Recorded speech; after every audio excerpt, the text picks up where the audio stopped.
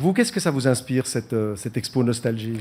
Ça me paraît assez normal que les gens regrettent leurs jeunes années, hein, particulièrement les années 60, effectivement, cette époque bénie où on pouvait isoler les salles de classe de maternelle à l'amiante et se servir un whisky à 10h du matin sans être forcément taxé d'alcoolisme.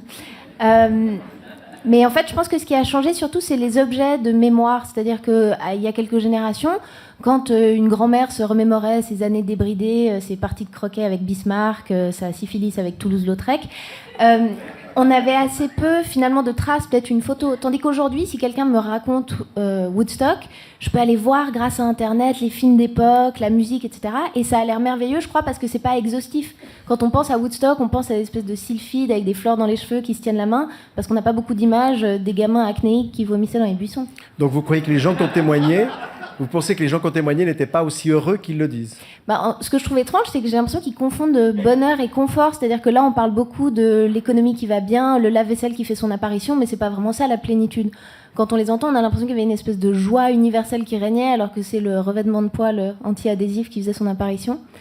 Et en marge de ça, en marge de ces avancées-là, ils ont quand même cassé pas mal de choses qui nous encadraient de manière plutôt agréable, c'est-à-dire la famille, la patrie, la religion. Puis après, ils nous ont dit allez, à vous, débrouillez-vous maintenant. Et j'ai l'impression que depuis, on cherche un peu nos marques entre famille recomposée et quinoa pour retrouver un semblant de sens. Vous êtes donc assez pessimiste, visiblement, non? Non, mais je pense que c'est pas blanc ou noir aujourd'hui. Il y a plein de choses qui m'effraient ou qui m'agacent sur mon époque, puis il y a plein de choses qui me fascinent. Et je parle pas uniquement du fait qu'à tout moment, si j'ai une connexion Internet, j'ai accès à la vidéo d'un chat qui a la tête coincée dans un toast. Mais je pense que, aussi nuancée que je suis aujourd'hui, si dans 50 ans, on décide de faire une émission pour les 100 ans de l'expo et que pour l'occasion, on vous décryogénise et que je suis invitée, je serai quand même là pour dire quand même, c'était mieux avant. Mais vous serez lifté aussi, vous? Je serai liftée, je serai un hologramme à mon avis. Charmante perspective. En tout cas, merci à Marina Rollman.